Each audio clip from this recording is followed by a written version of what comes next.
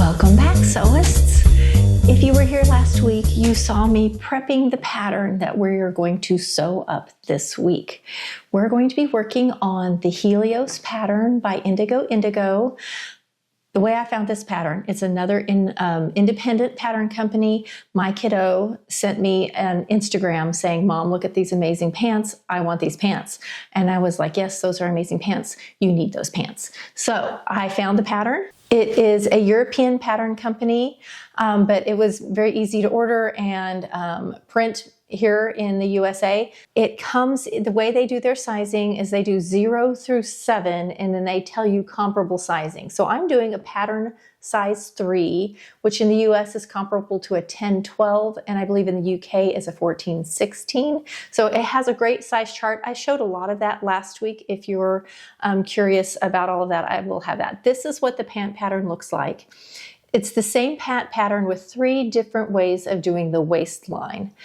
I'm going to do view C, which has a bungee elastic cord and stoppers on it. And this is a pattern that is fashioned after the hakama traditional Japanese pant. If you look at Japanese art, you will see the hakama pant a lot. And there's a lot of ways it can be made. It's a super full legged pant. It can be worn by men or women. And that's also the pattern that we're using today. It is considered for anyone. We are going to sew it up in this lovely linen that I inherited. My sister uses linen sheets. She has changed her color scheme, and these are pretty new, nice sheets, but she doesn't want them anymore. And I'm like, well, I'm going to upcycle that gorgeous linen fabric. So I have a couple different sets of these gray sheets. I have a darker gray, and this is still a dark gray, but not as dark as the other one. We're going to do this one today in the pant. It is just one pattern piece because of the one I'm using. If you want to do one of the ties, there's some ties you can cut out too, but we just are going to cut 2 trouser legs today, and then we're going to head over and sew it up. This will be a pattern that I am not going to be serging on. As far as I know, I'm going to do the entire thing with self-enclosed seams. It's recommended in the pattern, and I really like that. And because of how it's made, it has an inseam and a crotch seam, a waistline, and a hem. That's it. There's not even an outer seam. It should be pretty fast to sew. After getting the pattern, a couple of other people in my life have been like, hey, I would also wear those pants. I think this is going to be a popular pattern for the people in my life. Let's get this laid out. This is, of course, these were sheets. These have been washed and dried, so the fabric has been pre-treated. The main thing when I'm cutting out is I want to make sure I have not ripped anything out, and I'm not going to because a lot of times there's some fading wherever it was folded or stitched, so I'm going to make sure and not cut in those areas for these pants. So I'm just going to get a double layer and make sure that my pant pattern fits. The other thing I need to do, because they want the cropped length and not the full length, I'm going to go ahead and measure. I think I already have it at the right length, but I want to make sure before I cut that I have the proper length. I'm going to fold down the waistline and measure. I think this is right. Okay, I would call this a paper bag waist. So they want about a 32. So I'm going to turn up. I want a deep hem. We want this to finish at 32, and this does go up a little above the waist. So I want this to finish at 32, and I need at least a 2-inch hem, I think. Let me check my directions real quick. I think it's a deep hem.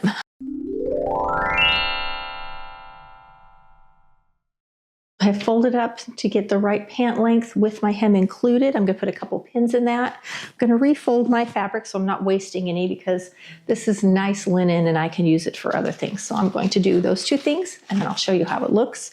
We'll cut it out real quick, and I need to find thread. I hope I have thread in my stash. I don't have to run to the store real quick. All right, I pressed the pattern and the fabric just because it's a linen and you can see it just wants to wrinkle up. So everything's pressed. I've got the fabric folded back on itself. I have what is considered the right side out, so I can see the right side. And as I was looking there, it doesn't really have any flaws, except there's a spot that looks like maybe a little bleach got on it up at the top up here. So making sure to avoid this whole front edge, which I was going to anyway, but there's a little bleach on the right side, a little white spot. So I'm going to make sure and avoid that. My pattern is bigger than my table, so I'm going to pin it on and move it around and make sure that I have it correct. I think I'm going to pin it and shift it. We'll see. My issue is that because I have this big piece here, it tends to want to just pull it off of the table. My goal is when I earn enough YouTube's money, I'm going to buy a second cutting table, and then I won't have this problem anymore. So I'm going to work on getting this ready to cut out. The other thing I'm going to do is I'm going to mark it before I cut. I'm going to pull this back. This is my wrong side, and I'm going to put a mark on this wrong side so that I can keep my right and wrong discerned, so that I don't end up making two left pant legs. It would be easy to do because it looks so similar. There's just a tiny bit of a sheen on what I'm considering to be the right side, and so do the sheet maker also consider that. But at the sewing machine, or if the light isn't perfect, it would be easy to make a mistake. So I'm going to mark that also. Okay, so I've rotated it lengthwise, and you can see it's hanging off a little bit. I'm going to roll the other way. You can, if you see over here, I've got the fabric rolled. It's all pinned, but I've got it rolled up so that I can adjust it. So I'm going to cut that side, and then as I cut, I'm going to roll the opposite direction and roll this way so I can get the whole thing cut out.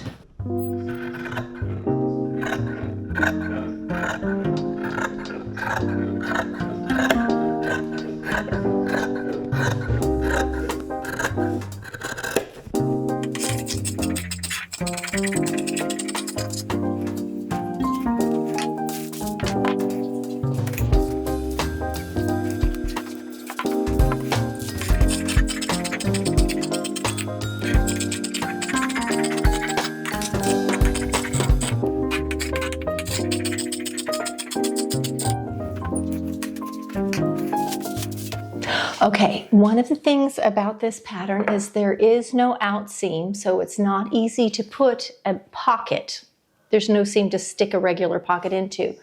I could do a welt pocket or I could do a patch pocket. And before I move on, because I'm going to actually add the pocket very first thing, if we have one, I'm going to text my kiddo and see if they want a pocket, and then we need to design how that pocket's going to look. I kind of think they're going to want one. So let me do that real quick. I'm going to meet you over at the sewing machine. Outfit of the day. It's a new look pattern. I have sewn it up twice. I have a full tutorial where I make it in a woven with the little back neck opening. This one is done in a knit, and I used fold over elastic for the neck. I love it. It's soft and comfy, and it has one little pocket that I stuck in there too. And I will have a link if you'd like to sew it. It'll be down in the description.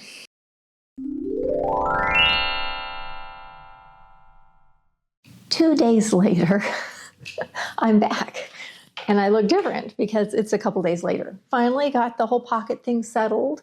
I made another pair of pants in the meantime. They're back there. We'll look at them at the end of the video.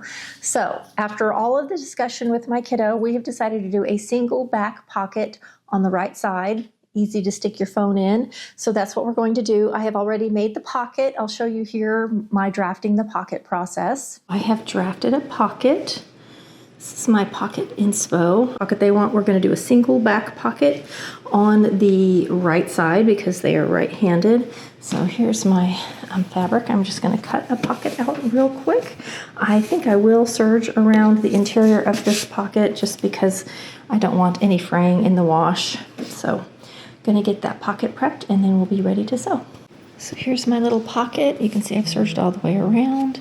I folded over the top part of my hem. I'm going to hem this, and I'm going to flip it this way to hem again. And so that when I flip it around, I'm going to pop this out when I do it, so that when I flip it around, it'll finish off that front edge. I'll show you in a minute. I'm going to go ahead and get the top front finished first, and then I'll show you. I flipped out the seam allowance, and I'm just going to stitch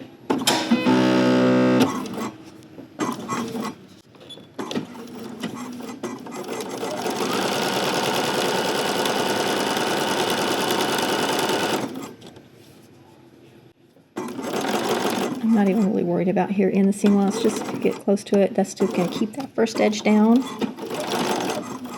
And now I'm going to fold down the hem, the next portion, the 1 inch, and I'm going to stitch first these little corners so that it's finished off. then I'll flip it around and I will top stitch it. So let me give it a haircut. Okay, fold this down.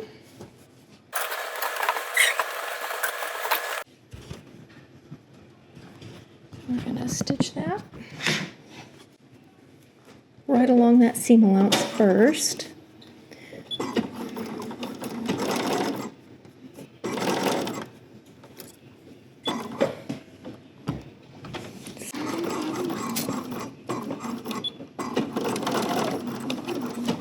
So there's one. Do the other one.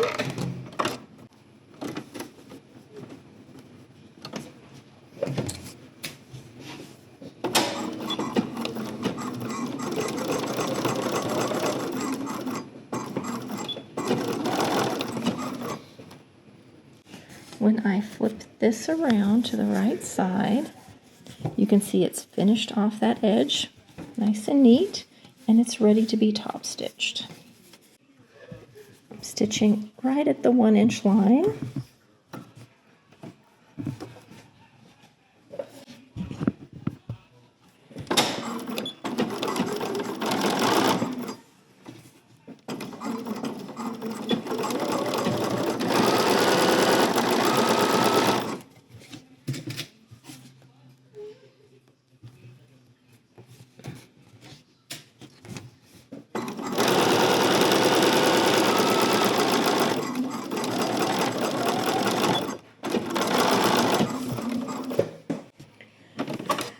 We have a finished pocket. Now it's ready to be top stitched on the back of my pants. I'm only doing one on the right side, so we're just going to have a single pocket on the right. I'm going to give it another press. You can see messing with it. I've made a nice deep crease in it. So to determine where to put it, because this pattern does not have pockets on it, first of all, I just sort of looked at in general where pocket placement is, looked at other patterns and just ready to wear clothing.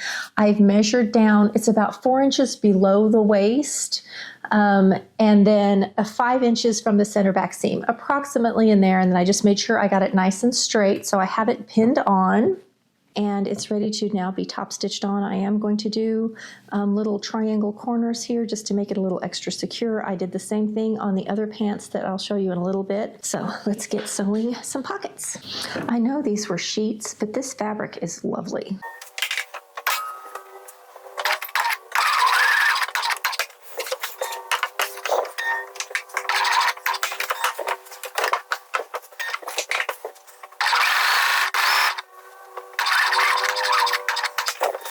Once again, I'm doing the pocket backwards. I'm sewing backwards, but my foot still has the measurements, so I'm fine.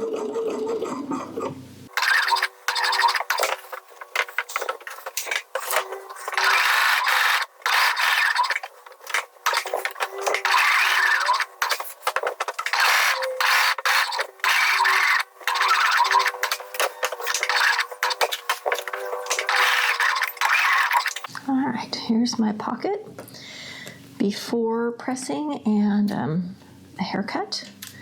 And now we're ready to start putting our pants together. All right, let's give it a haircut real quick, and we're going to start putting our pant legs together. Now, the pattern directions recommend doing self-enclosed seams for this. On the other pair of pants, I did the test run and I did it by the pattern and did all self-enclosed seams. It worked great. Going to do that again. So I want to do French seams, and to do a French seam, you start with, normally you sew right sides together. On French seams, you start wrong sides together. If you've never done self-enclosed seams, like a French seam or a mock French or a flat felled, this is also a candidate for the flat felled seam. I have videos on those. I have a whole playlist of, I think it's under notebook and quick tips, something like that. Anyway, there's a French seam, there's a mock French, a flat felled seam, all those are in there. So if you have never done it before, I have a very short little video that will be linked below on the French seam. The other thing I did, because this is a woven single color fabric, it's very hard to tell right from wrong. So I made little marks on the back wrong side, so I could tell my front from my back more easily, and also my right from my wrong. So I have a little yellow star. I'm going to put a few pins or clips along here just to keep this from moving too much on me. And we're going to start with a 1/4 inch seam I'm going to trim it down a little bit and then come back and do a 3/8 inch seam. And we will have our 5/8 inch inseam. I made the pants from last night, in about an hour and a half, I would say. It went really fast. The thing that took the longest was the pockets. I had to draft a pocket for it. And then the person I'm making for is here, so I had them try them on a couple of times to get the fit just right. Let's do our 1/4 inch seam real quick on the inseam. Again, we have wrong sides together because this is a French seam. Now you could serge this together if you want to. It's so nice to have that self-enclosed seam. And this does fray, so a self-enclosed seam really does make it tidy too. I am sewing with my 1/4 inch foot here. You can see it is a 1/4 inch from the needle in the center position to this outer edge, so I'm just lining my fabric up with that. It also has 1/4 inch markings this way and here, and then on the inside from the needle to the inside toe here is 1/8 of an inch. So you can see it's very handy for this kind of sewing. It's really a quilter's patchwork foot, but I sew with it all the time as a straight stitch foot.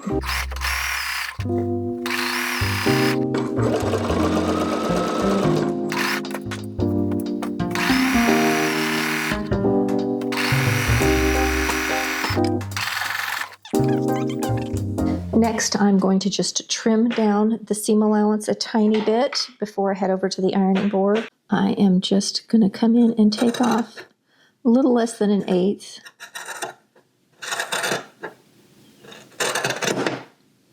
You can kind of see the difference there. And that's just going to make sure that I don't end up with any of these little hairs. Those can actually, when you flip it around and do your next row of stitching, these can end up caught and show through on the right side, and we don't want that. So we're going to trim all the way down and then go over to the ironing board.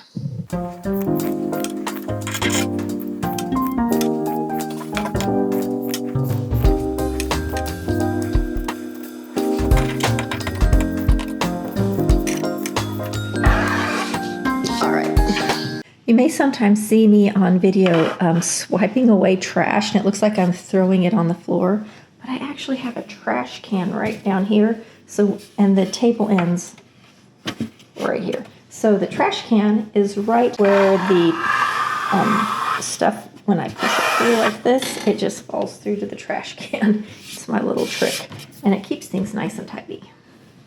All right, so I have this one prepped and ready to go. I'm going to go ahead and do the other leg real quick, and then I'll meet you over at the ironing board to show you how we press and flip around to do our next row of stitching. All right, we're going to just press flat first along that seam that I just trimmed. One thing about linen, we all know how you pay a lot to look schlubby. It's just the look of linen. It's that casual elegance. But I love ironing it because it look at the difference. Ironed, unironed. I love the way it looks. So now that I've just pressed that seam, I'm going to flip the pant inside out and press it again. I'm on the wrong side of the fabric. It looks like the right side because of how we've started our French seam, and I have the pant leg pulled so that the seam is sort of in the middle of the leg, and I've pushed the seam allowance all to one side, little narrow seam allowance, and I'm going to press right down the middle. I'm not going to get either end because I don't want to press in a crease. I just want to go over that seam and make it nice and smooth so that when I'm ready to stitch it, we don't have any. So you see how nice that looks. Now you can't do this with all fabrics. Some fabrics you do this, it will demarcate on the other side. I don't have to worry about it on this. Now that I've done that, I can pull this over to the edge, and I'm going to press it one more time nice and flat, getting that seam right on the edge, and then we'll be ready to stitch it. So this will be my last pass on this seam. And you can put pins in it if you need to, especially if you feel like your fabric's going to move around on you. See, now when I press that, that's what it looks like, and now it's going to be ready for my next pass. So I'm going to get both pant legs done, and I'll meet you back at the sewing machine. My mic's stretching out my neckline, so I moved it over. I did not mention my cute little top. I did make this as a video, and it will be linked below. Usually I'll have something in the description that says make what I'm wearing. Well, there will be two of them since I wore a dress. in the first part of the video and this in the second part. So let's get on to finishing our seam now. I have both legs prepped and ready to go. We're going to just finish our French seam. This is the 3/8 inch line on my sewing machine. So here's 1/4 inch, 3/8, half, 5/8. So my first pass was 1/4 trimmed down. My second pass is 3/8. I am now sewing on the inside of the pant, or the wrong side, so it's been pressed around, right sides together.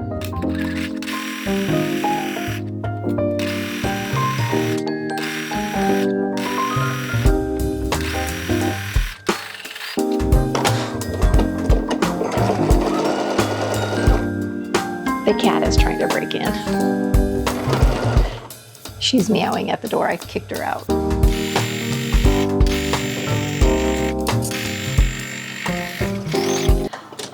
We're going to go press these seams, and I'm going to press them in opposite directions so that when they meet at the crotch in the center, they're not stacked on top of each other, but they're going opposite ways. Normally you press all of your seams towards the back. In this case, one's going to be pressed towards the front, the other to the back. That's just going to make it lay flatter at that crotch seam and also easier to do the French seam. You could also do a flat felled seam if you want to. Either would work. Let's go get this pressed real quick, and we're ready to put them together. I have my pant legs pressed. I'm going to take one pant leg and turn it around right side.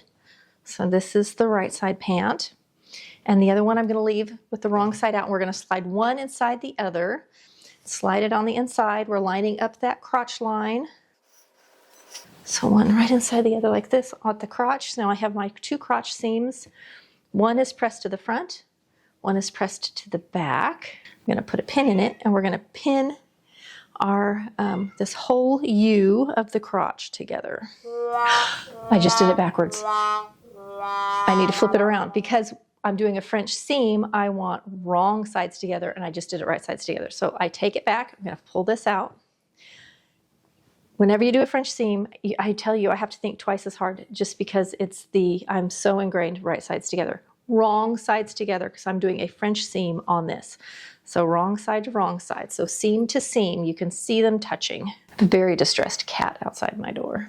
Right sides of fabric. Here's my 2 seams, my 2 inseams, and you can see how I've offset them right at the seam. I'm going to put a pin in that to hold them together, and we're going to pin this whole thing together. We're going to sew this just like we just did the pant leg. We're going to sew it at 1/4 inch first, flip it around, and press it, do a little trimming, and then sew the 3/8 inch, and our crotch will be done. Because this is so curvy, it easily does the French seam. It doesn't pucker or pull. It works great. It's just because of the amount of bias that's in a crotch seam. I'm putting plenty of pins so I don't have any slippage.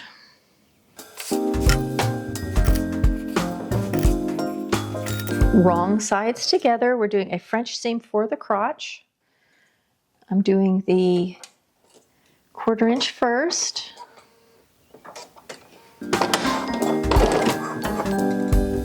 Now you could definitely just serge this. I'm doing a French seam.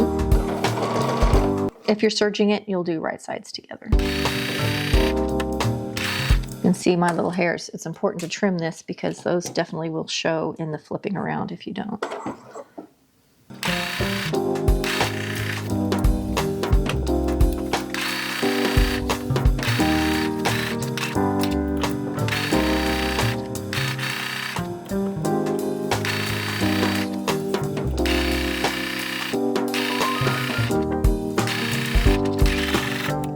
All right, we're going to trim this, press it around, and come back and do the second stitch. All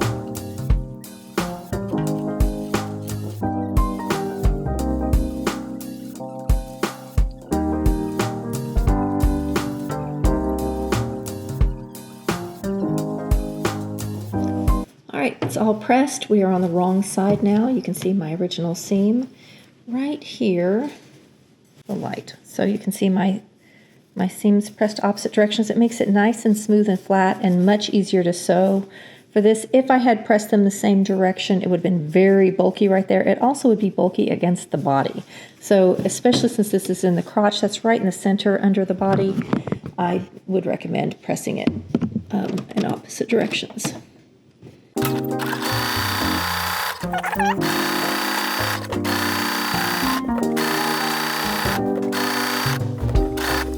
can still see a little bit of my yellow. It may not show up in the camera. Where I marked my wrong side backs to make it easy for me to keep track.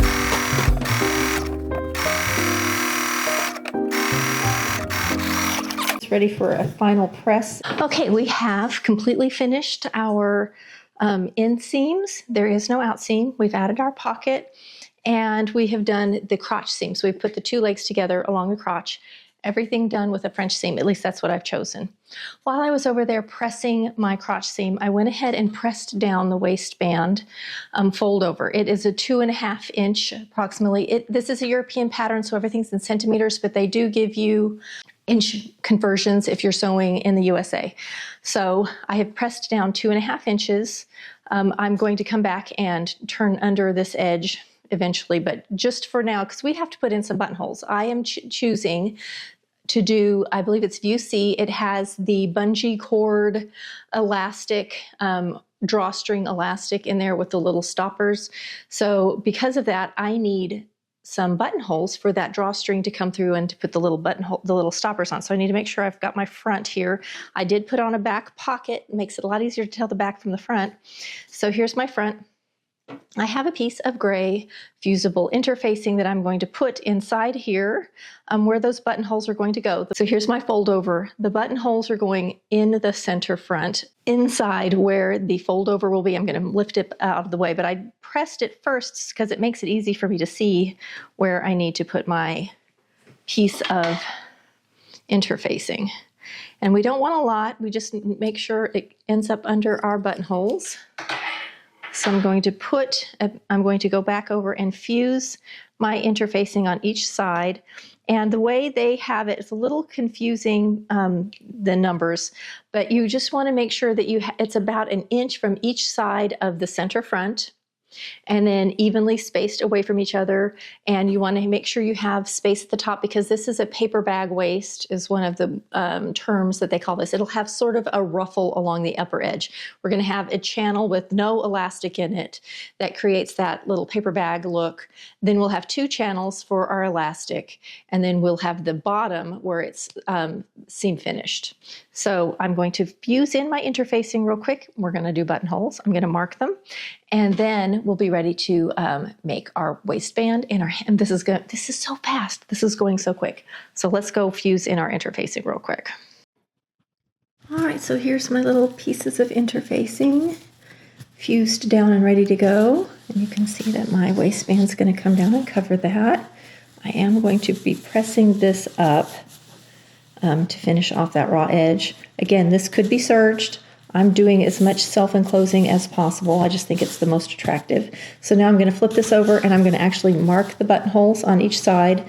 Their directions say to do 2 inches from each side, which would end up with a 4-inch piece in the front with no elastic, and I'm going to move it closer. I know from experience that that tends to make this a little droopy or saggy in the front. It can kind of give you some issues.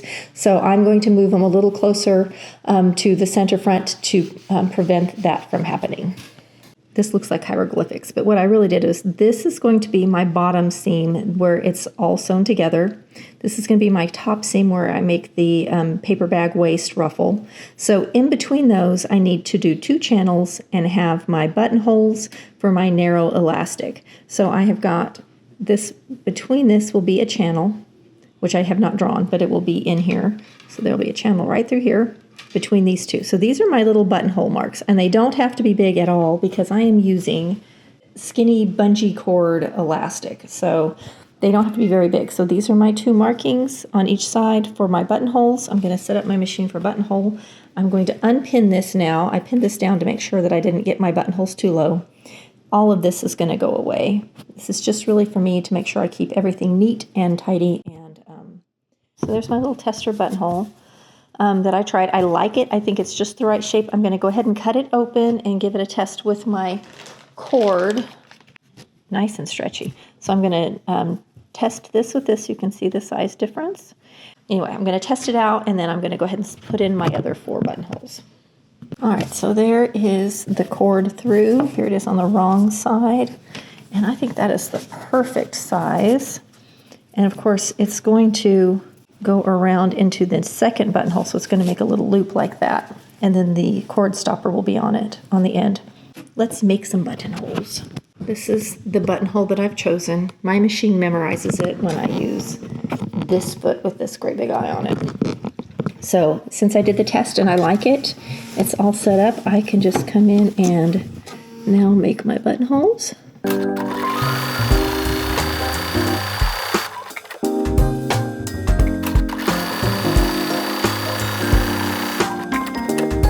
there's 2 buttonholes. Oh. Gonna spin it around and do the same thing on this side.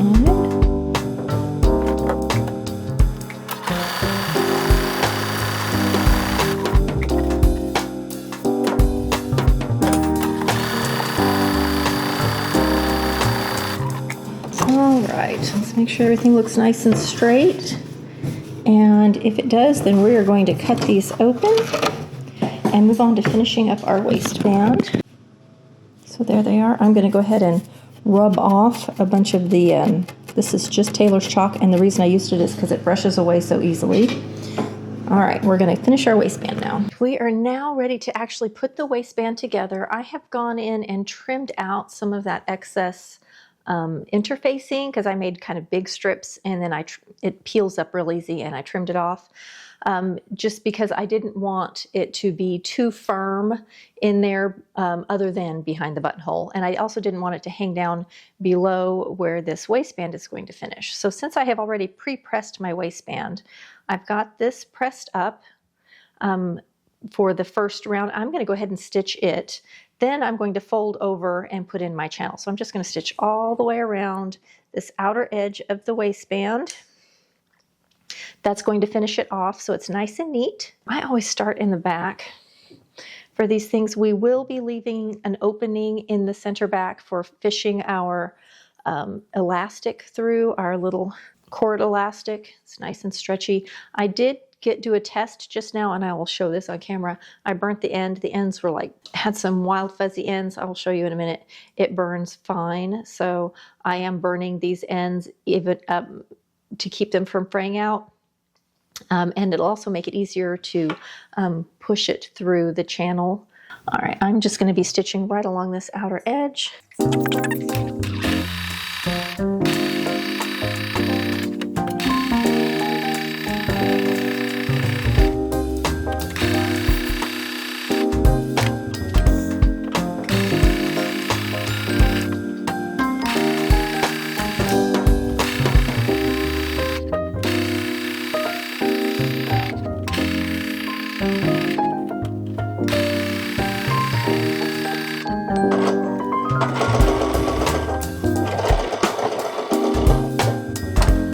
So this is round 1 of the waist. This is what it looks like on the inside. You can see the edge stitching. This is what it looks like on the right side.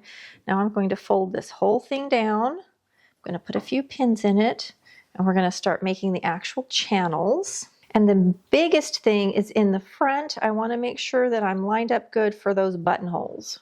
And I want to make sure I keep my seams lined up on top of each other. There aren't many seams. I have a center front and a center back seam. If you've ever made a real basic pajama pant, they're made similarly. I always sew with the right side up or the outside up for this because I'm top stitching, so I want the top to show. But because of how it's folded over, the top actually has more play than the back of the garment. The back has already got some stitching on it. It's going to be a little more structured and secure than the top or the right side. So now that I've got a few pins in it to hold it in place, I'm going to come in and I'm going to go ahead and stitch. Starting in the center back I'm going to leave a little opening because I've got to get my elastic in. The only place I can stitch all the way around is the very top where the paper bag ruffle is going to be. So maybe I should stitch that first. I think I will. I'll go ahead and, let me see, I'm going to measure down. I think it's 5/8 of an inch is what I did. My tape measure is always on the floor. Yep. So we're going to go ahead and just sew all the way around 5/8 first. This is going to be our paper bag ruffle. This line of stitching is one where I can completely close it shut because I'm not going to be putting any elastic in this area. So we're just going to sew all the way around at 5/8.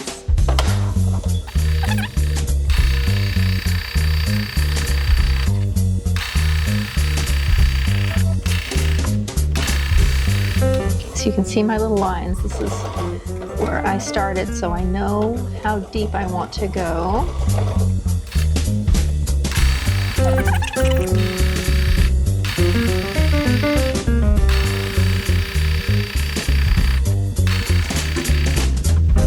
Okay, I've made it all the way around.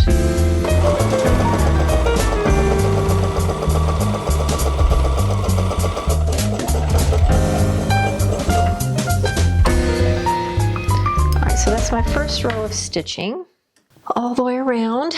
So we're at the beginning of the pants, and now I am going to start again in the center back, and I'm going to do my next row that's going to go between my two buttonholes. So I need to measure to make sure that I get lined up good, because I'm starting on the other side of the buttonholes, exactly opposite. So that is an inch to go right between them. It looks like it's an 1 3/8. Is that even on both sides? 1 1/4. 1 1/4.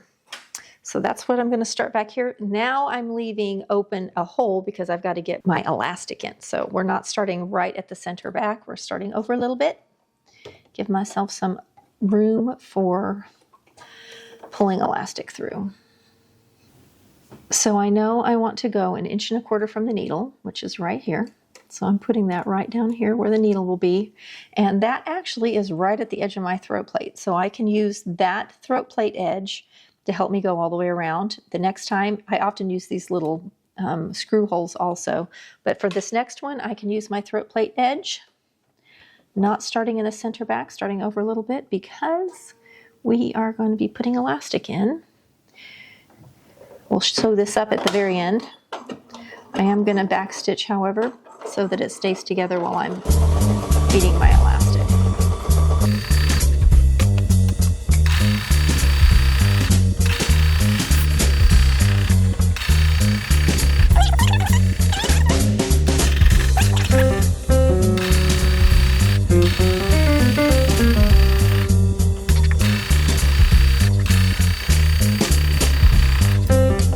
Oops, sorry, punched the camera.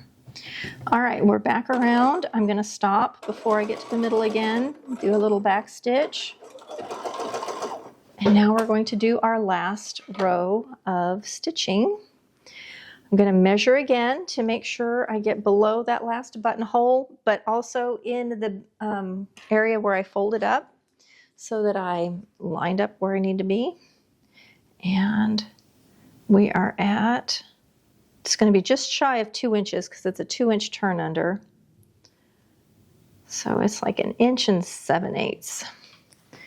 Let's see where that is on my machine. Okay, I marked it with chalk, but I'm actually going to come back and mark it with my little wax pencil. Ta-da!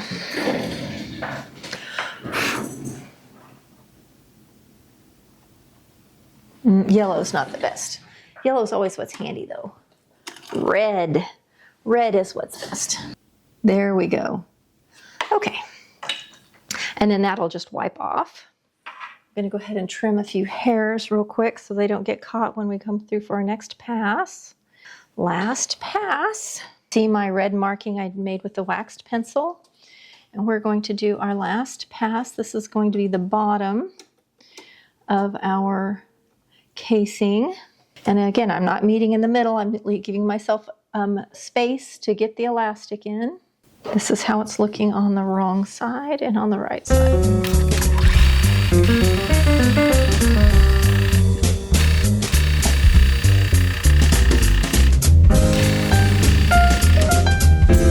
The thing I should be doing, and I'm not, I'm going to do it right now, is using my even feed foot.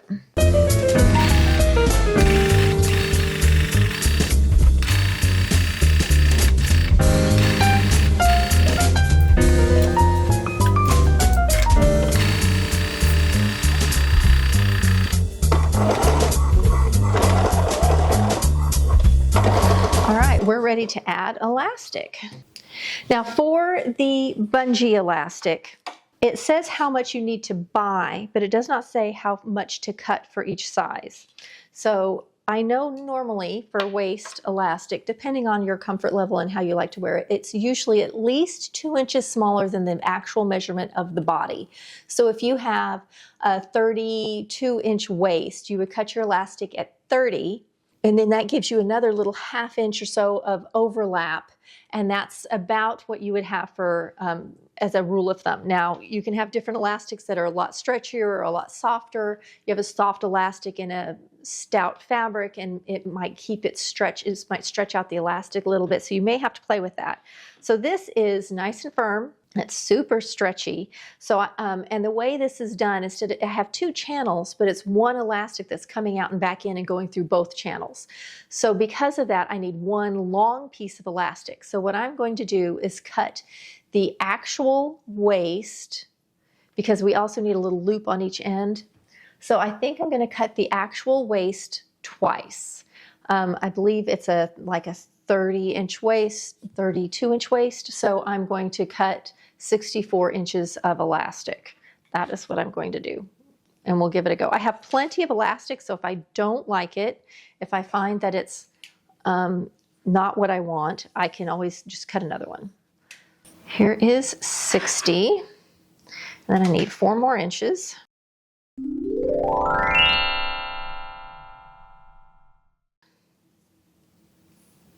$64.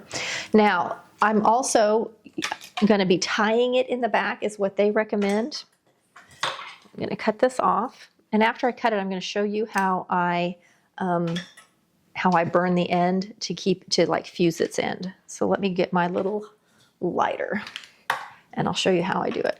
I'm going to show you how I burn the ends of these. You can see how fuzzy that is.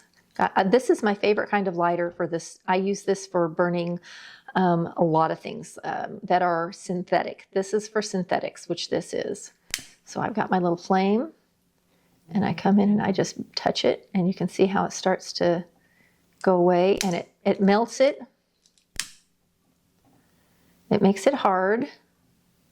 And there you go. So that's the end that I cut that's still attached. I'm going to do both ends of this. It just keeps it from fraying. And now I'm going to do, this is the one I've tried it on first. This was my practice one. It's nice and hard. I'm going to do this one.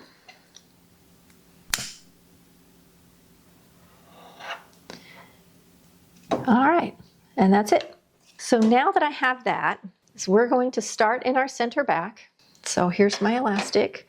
Now you can put a safety pin or something on there, and I have such small little holes. I'm not going to, but I made this nice and stiff, so hopefully it'll fish through fine the way it is.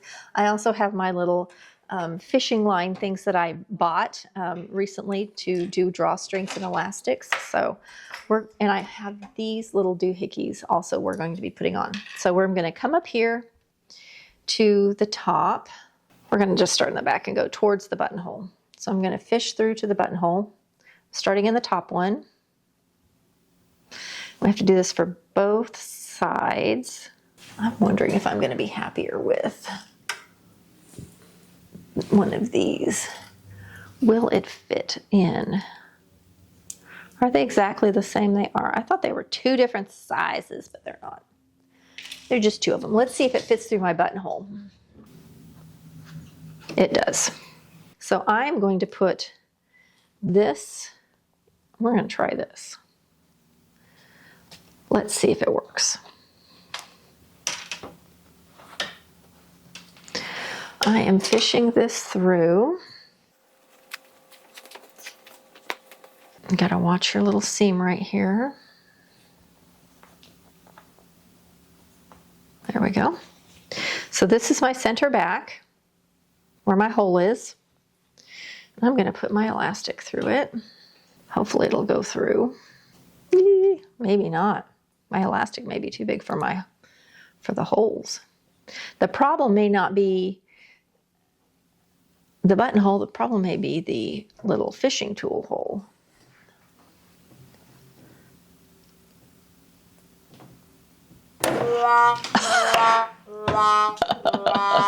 Well, that didn't work. One down.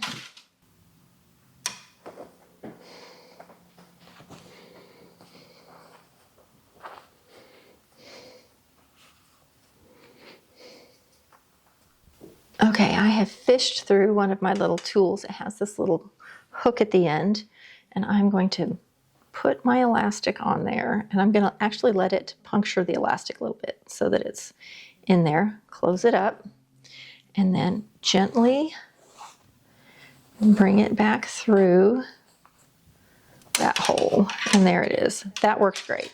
I broke my plastic tool trying this. That one worked great. Okay, so we're going to bring that through.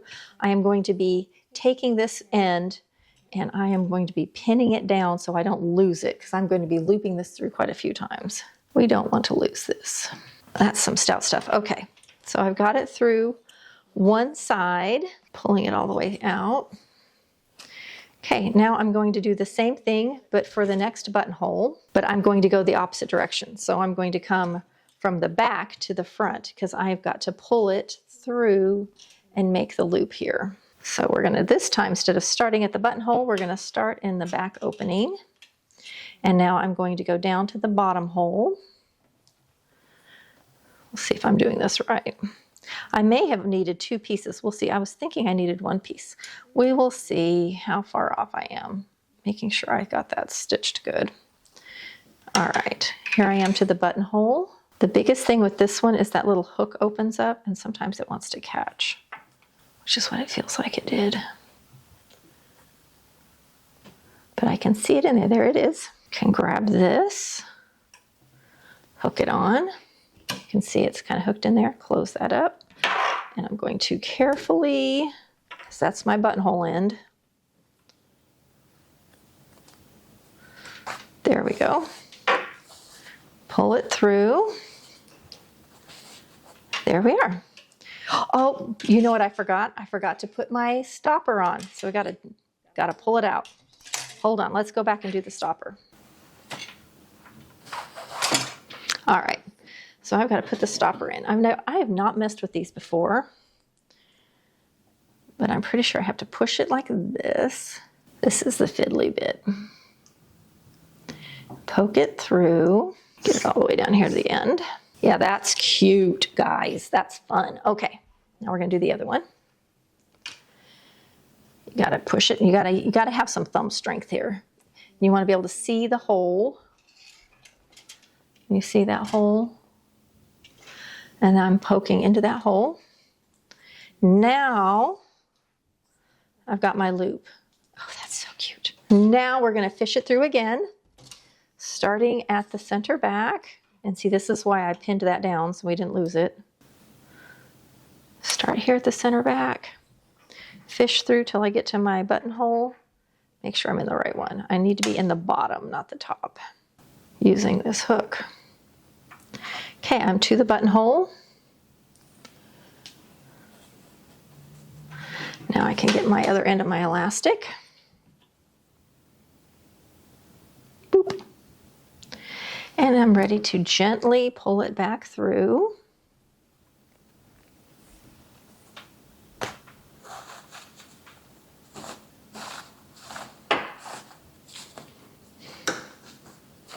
Woot woot, that worked great. Okay, and there is one end with a little cord stopper. And now we're going to come over, take all this excess elastic and do it on the other side the same way. Okay, I have one side in and it looks so stinking cute. I have lots. I've kind of tightened up my elastic, so plenty, and I have this huge piece of elastic left. I'm going to do the same thing on the other side. This is looking so cute. I am loving how this looks. So here's my little cord stopper and the waistband. You can see how it's ruffling up and I'm getting that nice paper bag waist.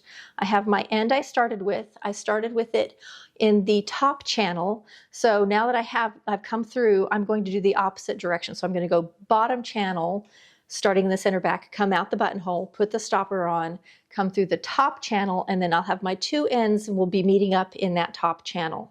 So when I get this other side done, I'll come back and meet you to, it says to tie off these elastics in the center back, which I'm going to do, but I'm also going to stitch through that tie because I do not want it coming untied or pulling, because it's going to get a lot of wear and tear back there. So I will be tying those two ends together and also stitching through them. So let me get this other side done, and then we will meet back to finish off this little waistline. All that's left after this is a good pressing and the hem, and we'll be ready to go look at it. And the other pair I made, I'll show you some close-ups of it too, because I ended up doing 2 versions of the same pant, 2 different lengths. I added pockets to both in different ways. I also did 2 different waistbands, so lots of things to compare. 2 different kinds of linen too. All right, it's been fished through on both sides, and I've tied a knot, but I'm just telling you it's not going to stay tied, which I didn't think it would. So what I'm going to do is I'm going to take my 2 little ends, and I'm going to zigzag these to each other. So I'm going to zigzag this to each other and this to each other around the knot. Then I'm going to loosen up my little stoppers and readjust my elastic so it's even.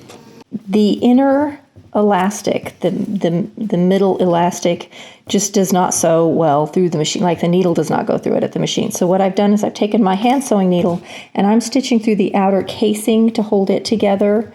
I also made a few stitches through the actual knot, so I'm hand stitching this part, and I've used an opposing, I don't know if you can see it, I used sort of a blue. It will disappear inside the garment, but hopefully it shows up on the camera. So I'm stitching this together just to make this nice and sturdy. I'm going to do a lot more handwork to keep this together. Then I'm going to loosen up these 2 stoppers, and I'm going to readjust the elastic so it's evenly distributed around the waistband.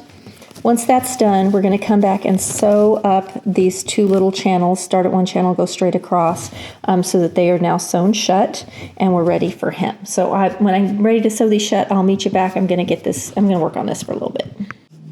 I've got my elastic, making sure the elastic is pushed out of the way. It doesn't cross in here. They're in each individual channel. And I'm going to start in my old stitching, come across and match up across the other side. By starting a couple stitches back, it's a little like back stitching. It just makes it a little more secure.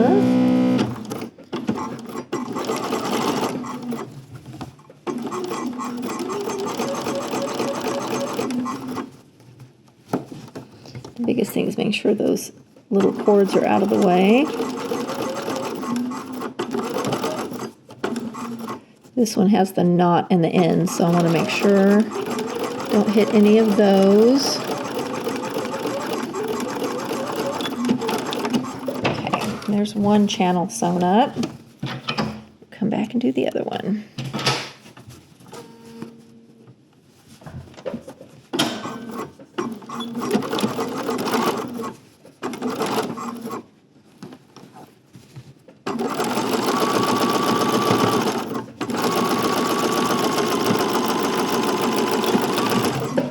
All right, so now the waistband is all done.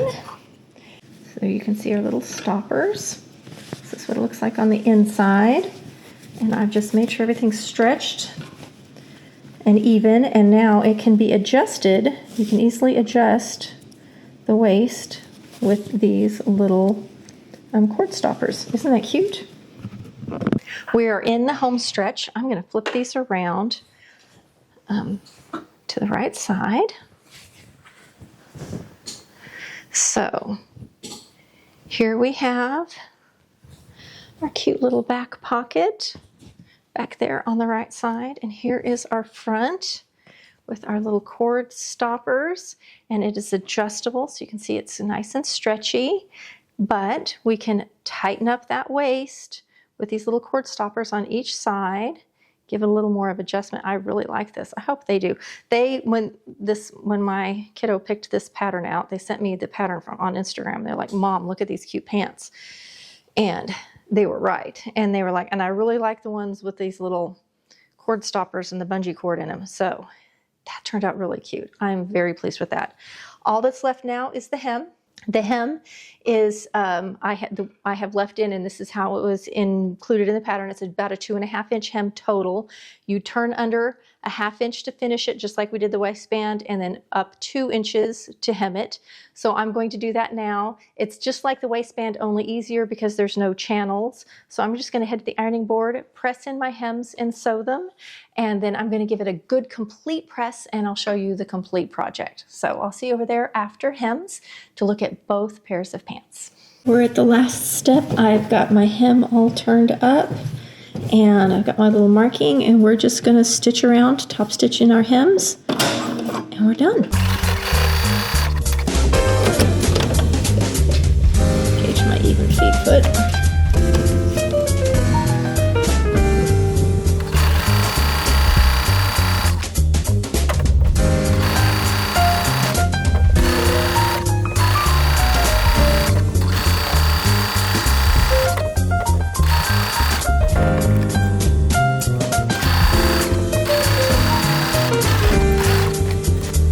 Let's head over and look at the pants on the dress form. See you over there. All right, let's look at, this is view D. These are the ones that I did not sew on camera. They are also made from former linen sheets. I had 2 sets from my sister. They're slightly different. This one's a little bit darker. I added a side patch pocket to these. View D has a simple elastic waistband, but it still has the paper bag waist with a little ruffle at the top. And then these are the full length or floor length. These go all the way down to the top of the foot. So this is view D. I did sew them exactly the same. So it does have all of the French seams, and all of that's the same on this side where it's, so you can see the inside of the waistband, and here's the hem and the French seams. View D, this is a size 1, which I believe is about a size 6 US. All right, let's look at the cropped pants that I made with you today. All right, and here is view C in the cropped length. View C has the cord with the stoppers and the double channel for the elastic. Otherwise, it's sewn very similarly. The main difference is how the waistband is done with the elastics. I did not do either version that had the tie. I did some form of elastic for both. And then for these, I did a little back pocket. I'm gonna turn it so you can see there's the little back pocket. This is the size 3, which is the, I believe, US 10-12, I'm pretty sure.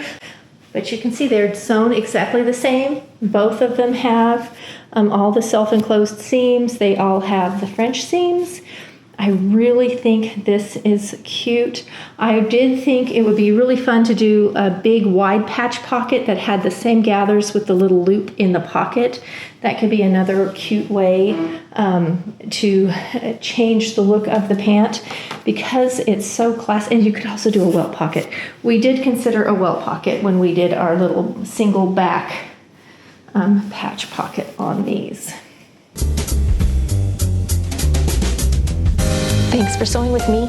I'll see you next week for another fun